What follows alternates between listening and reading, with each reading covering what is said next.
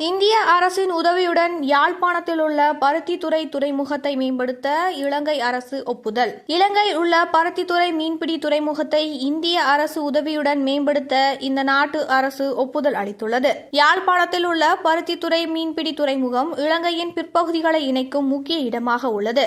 இந்தியாவுக்கு மிக அருகில் ராமேஸ்வரம் மற்றும் வேதாரண்யத்திலிருந்து 40 கடல் மைல் தொலைவில் இந்த இடம் அமைந்துள்ளது. இலங்கையில் நடைபெற்ற உள்நாட்டு போரின் போது விடுதலை புலிகளின் கப்பல் படையை வீழ்த்துவதற்காக அந்த நாட்டு ராணுவம் நடத்திய தாக்குதலில் பருத்தித்துறை துறைமுகம் சேதமடைந்தது. பின்னர் 1995 விடுதலை புலிகளிடம் இருந்து இந்த துறைமுகத்தை இலங்கை ராணுவம் கைப்பற்றியது. கடந்த 2004ஆம் ஆண்டு சுனாமியின் போது இந்த துறைமுகம் கடும் சேதமடைந்தது.